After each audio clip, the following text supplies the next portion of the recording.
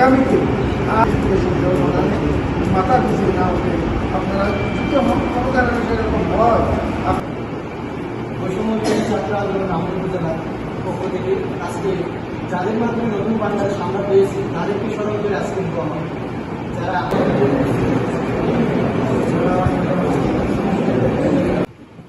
নামে ছিল আমাদের স্বাধীন বাংলাদেশ, কিন্তু স্বাধীনতার স্বাদ মানুষের ঘরে ঘরে পৌঁছায়নি। আমরা নামে স্বাধীন ছিলাম, কিন্তু ভৌগোলিক তথা রাজনৈতিকভাবে পরাধীন ছিলাম। আমরা এক এক সময় এক এক স্বার্থান্বেষী মহলের কাছে জিম্মি ছিলাম।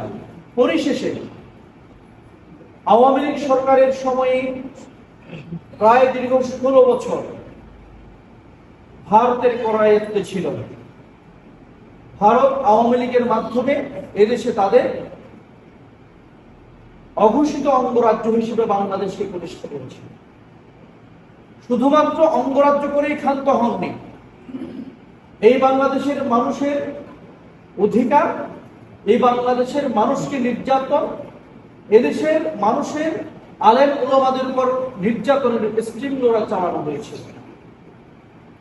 তারা দফায় দফায় গণহত্যা করেছিল এবং বিভিন্ন অভিযোগের প্রেক্ষিতে দেশপ্রেমিক রাজনৈতিক ব্যক্তিদেরকে ফাঁসির রশিতে ঝুলিয়েছিল এই আওয়ামী লীগ সরকার। সব শেষে এসে সবকিছুর একটা শেষ আছে।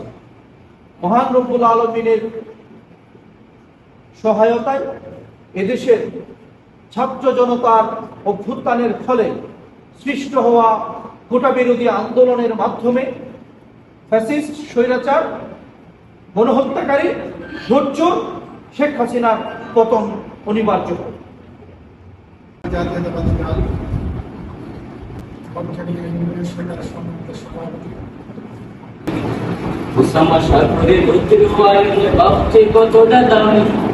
দেশের জন্য ক্রান্তির যারা বিপ্লবী সংগ্রামী।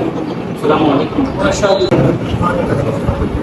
বিশেষ করে স্বৈরাচার বিরোধী আন্দোলনে যারা ছাত্র ভাইয়েরা শহীদ হয়েছেন, তাদের বইয়ে আজকে অনুষ্ঠান দিয়েছেন।